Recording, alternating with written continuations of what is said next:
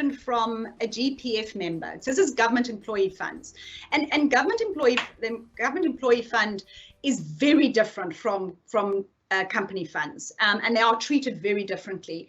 And this person said, I'm going to retire as a public servant in 2022, so that's in 2 years' time.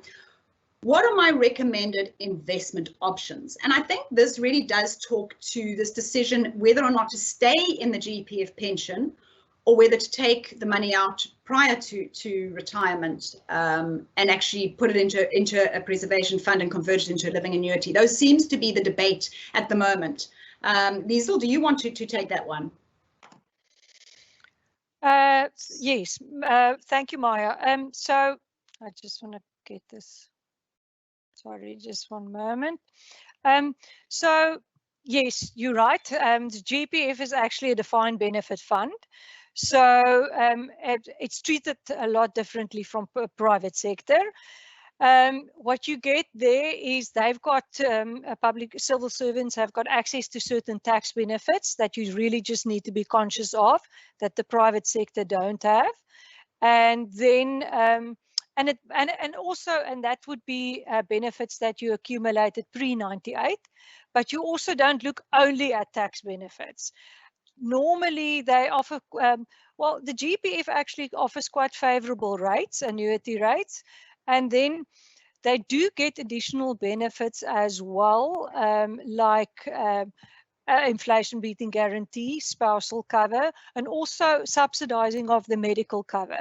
So it's worth it when you are considering to not lose sight of that. Tracy?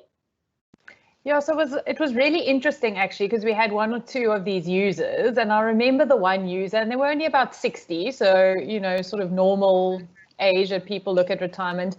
And they were actually guaranteed for their particular years of service 12% as their income, which I mean you just cannot get. Maybe if you're 80 or somewhere in that region, but not at that age. And I think it's really, really important that people know what income they're going to get. As Liesl spoke about, there's also that cash lump sum that they can get.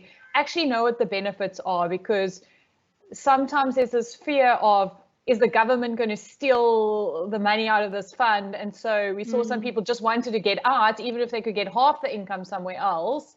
And we were actually saying to them, well, it doesn't quite work like that, because it's not, if money is taken out, taxpayers have to subsidize this pool of money.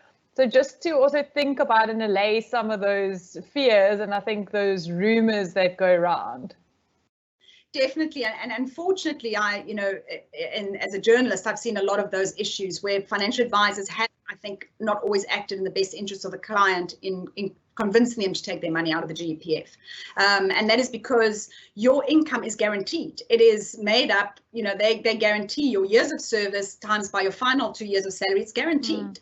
And if they go and use all the money for Eskom, it's the taxpayers who will make sure it's guaranteed. So it's probably the safest of every pension in the country, because it's underfunded actually by taxpayers. So, and I think that is important. It's a very important point to get across.